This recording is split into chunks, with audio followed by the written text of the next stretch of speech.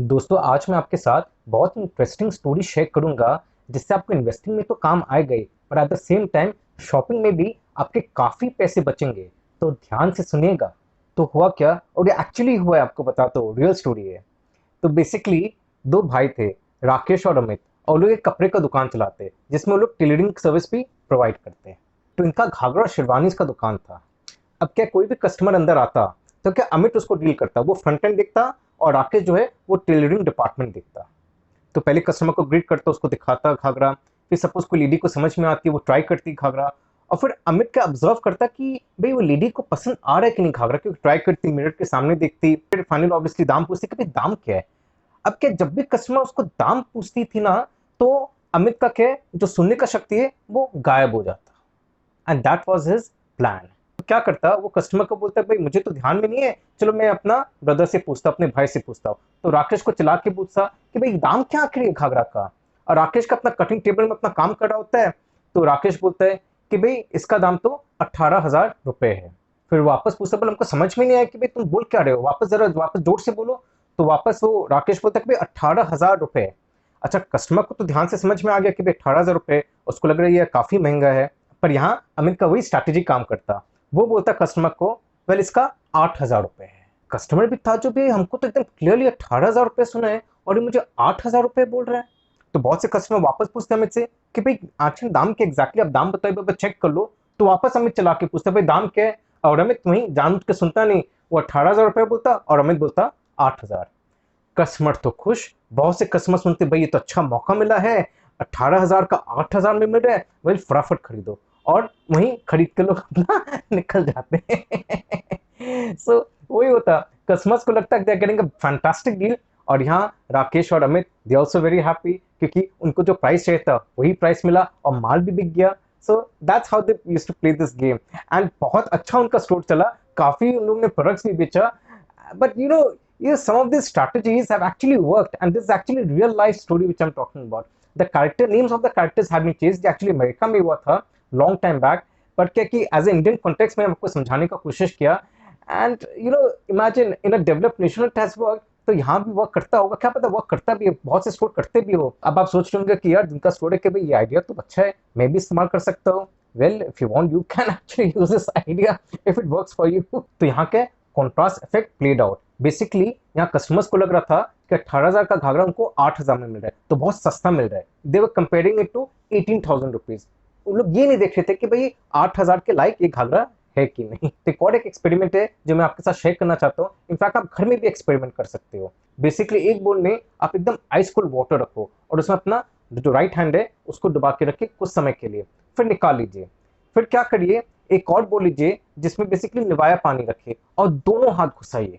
होगा क्या, जब आपका लेफ्ट हैंड है उसको तो निवाया से एहसास हो, उसको लगेगा जो नॉर्मल टेम्परेचर वाटर का वही फील होगा।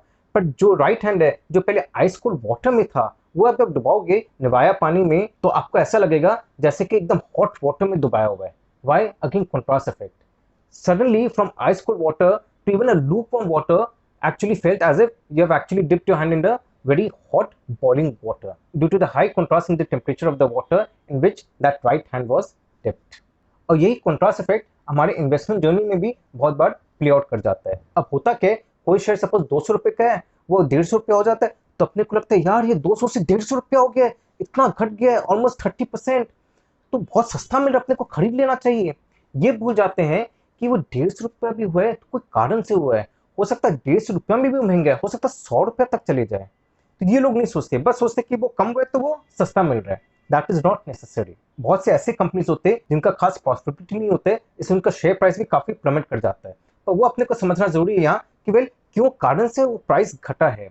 Whether the company is not performing well, अगर कंपनी परफॉर्म ठीक नहीं करिए तब डजेंट मैटर वेदर उसका 200 का 150 हो या 200 का 100 रुपया हो, क्योंकि अगर कंपनी परफॉर्म नहीं करेगी, उसका अर्निंग्स नहीं दिखेगा आपको, तो उसका शेयर प्राइस भी नहीं बढ़ने वाला है। अब देखिए शॉर्ट टर्म में कुछ भी हो सकता है because human beings are irrational, but long term में always the stock price follows the earnings of the company. इसलिए ऑलवेज रिमेंबर कि अगर कोई कंपनी का 200 से 100 हो गया या 200 से 120 हो गया या 150 हो गया, does not mean कि वो शेयर प्राइस सस्ता है। Don't compare to the 200 rupees which was the price early of that stock. अब देखो वही तो हुआ, मार्च में जो जबरदस्त गिरा मार्केट, अब कितने शेयर प्राइसेस एक्चुअली 50%, 60%, 80% तक नीचे गिर गए। उसके बाद वो फटाफट बढ़ा भी। अब क्या जो लोग लेट से एंटर किए उन लोग कंपेयर करें कि भाई एंड ऑफ मार्च में जो प्राइस था स्टॉक्स का उस हिसाब से तो बहुत बढ़ गया, बहुत जबरदस्त बढ़ गया। अब कहाँ से एंटर कर पाएंगे, इतना फर्क हो गया दाम में, मतलब नुकसान ही होना ही है। बहुत हाई वैल्यूएशन में अपने खरीद रहे हैं, ये भूल जा रहे हैं कि भाई वो एक kind of one of the rare occurrence था कि पूरा मार्केट ही गिरा, तो उस कारण से सब गिरे। इट डजंट मीन कि सब कंपनीज के प्रॉफिट्स खराब हो गए थे।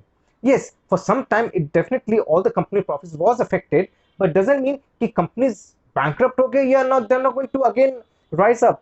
और वही हुआ, वापस कंपनीज के सब प्रॉफिट्स अच्छे चल रहे। इनफैक्ट एक साल में lot of company have done really well और उनके share prices also have rocketed. और इनफैक्ट आज के दिन भी बहुत से लोग मार्च 2020 की प्राइसेस कंपेयर करें और उस हिसाब से कंपैरिजन के हिसाब से उनको लग रहा है कि स्टॉक के दाम बहुत ज्यादा है। It is extremely extremely overvalued market. In fact क्या आपको पता है, बड़े से बड़े इन्वेस्टर्स भी 10,000 में निकल गए थे मार्केट से। They sold off everything. उनको लगा कि जो नुकसान है वो 10,000 तक, जब स्टॉक मार्केट बढ़ा काफी कुछ रिकवर हो गया तो निकल जाते हैं। तो you know they have lost to a lot of upside. 10,000 में निकल गए, वो अनदर 80% का अपसाइड का बेनिफिट उठा ही नहीं पाए। एंड इमेजिन मिड कैप्स और स्मॉल कैप्स तो और भी बढ़े। तो जो मिड कैप और स्मॉल कैप सेगमेंट में इन्वेस्टेड थे उनका तो और भी नुकसान हो, who actually took out all the money when the Nifty reached 10,000। तो always remember this contrast effect. इससे क्या होगा, आप कभी शॉपिंग में नुकसान नहीं खाओगे, वेदर ये शॉपिंग फॉर शेयर्स और फॉर गुड्स। तो आई होप आज का सेशन आपको अच्छा लगा। Thank you for listening to me. Bye bye and take care.